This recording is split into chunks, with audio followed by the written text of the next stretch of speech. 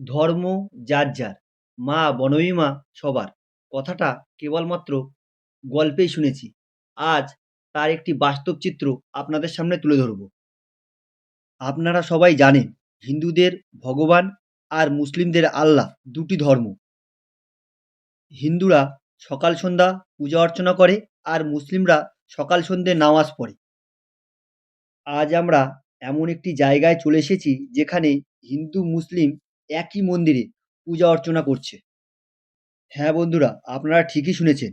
যেখানে হিন্দু মুসলিম উভয়েই একই সঙ্গে পূজা অর্চনা করে।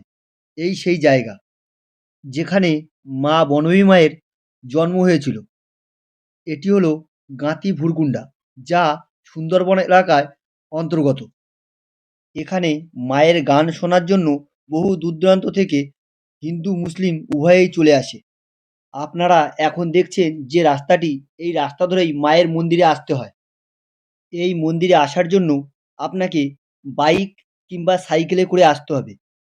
কোনো রকম ৪ চাকা, অটো, ভ্যান নিয়ে আসতে পারবেন না এখানে। মন্দির থেকে প্রায় ৫ কিলোমিটার পথ আপনাকে পায়ে হেঁটে এই মন্দিরে আসতে হবে। এই যে রাস্তাটি দেখছেন, এই রাস্তা ধরেই মানুষ পায়ে হেঁটে এই মন্দির প্রাঙ্গণে আসে। মন্দিরের আশেপাশে একটিও বাড়ি দেখতে পাবেন না। চারিদিকে খালি মাছের ফিশারি। চলুন এবার মেলাটিকে দেখে নিই। এখানে হাজারে হাজারে মানুষের ঢল নেমে আসে মাকে দর্শন করার জন্য এবং মায়ের গান শোনার জন্য। কথায় কথায় আসল কথাই আপনাদেরকে বলা হলো না।